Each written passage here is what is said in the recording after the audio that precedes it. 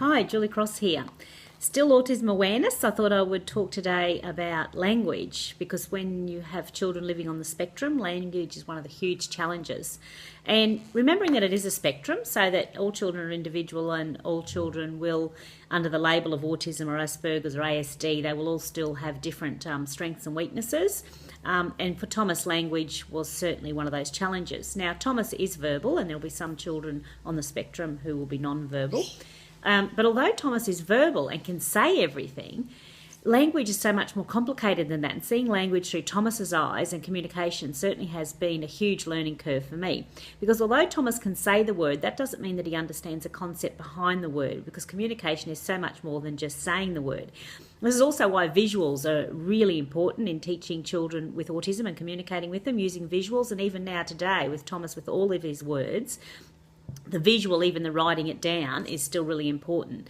So what I mean, and they're very concrete thinkers, not abstract thinkers. And a lot of our language that we use is very abstract. Take, I'll be back soon. Well, Mum, what time soon?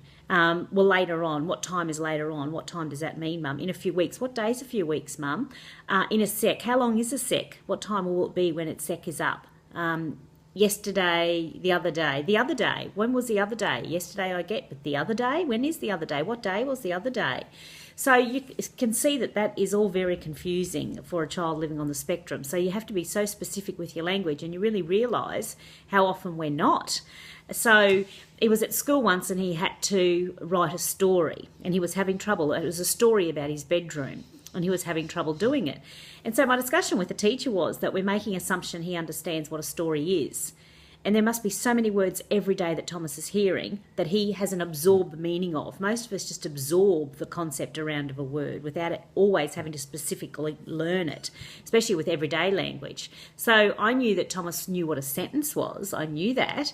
But I'm not sure that he knew what a story was. He can say the word story, but that doesn't mean that he knows what a story is.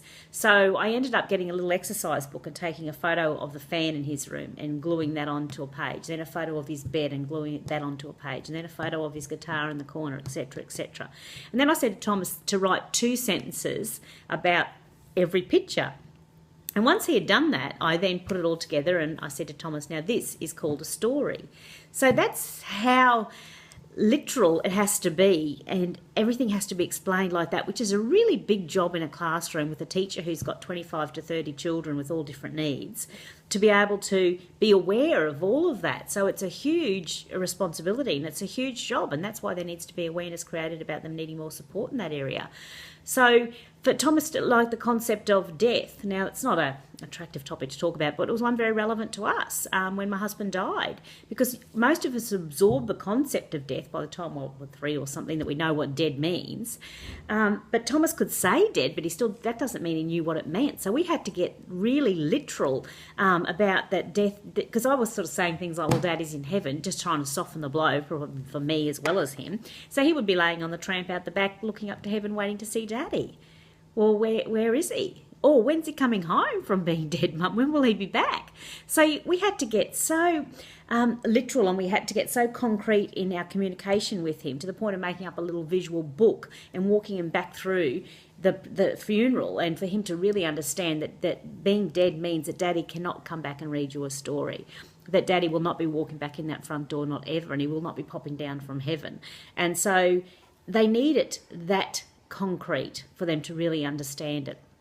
And so there's lots of opportunities where we use that abstract language every day, where these children are getting lost in classrooms and getting lost in conversation because they're really not knowing what's going on around them. And that must just be, I can't imagine what that's like in their head. Imagine us sitting with people speaking a different language all the time and us only picking up a few of the words.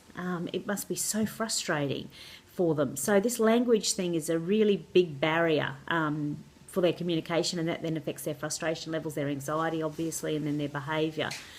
So we need to be very concrete. There's a story that my therapist told about a policeman that pulled up a driver who was living on the spectrum. But of course you don't wear a sign, you don't look any different.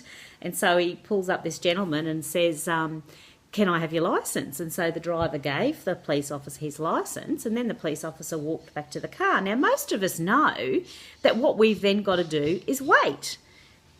But children on the spectrum and adults on the spectrum, that's called hidden curriculum. They don't always get that next thing that we've absorbed, that next step. So the driver drove off. So the policeman chased him down and said, what are you doing, mate? Why are you driving off? And he said, well, you asked me for your licence and I gave it to you and you left. Like, wasn't that it? So that's why it's so difficult and challenging. When you say to Thomas, we're going to dinner, that means that we go there, he expects dinner to arrive immediately, we eat it and we leave. So we've got to say to Thomas, we're going to go to dinner, we might have to wait for our dinner, and then when we've eaten our dinner, we might still sit there for a little bit longer and talk and have a drink, and then we'll come home. Most of us get that is what dinner means. But for Thomas, he needs to hear it step by step by step. So that's another little awareness around the language of autism and how difficult it is, part of my journey anyway, with regards to communicating. And Thomas is on still a big journey of trying to learn all these words and the concept behind the words. Thank you.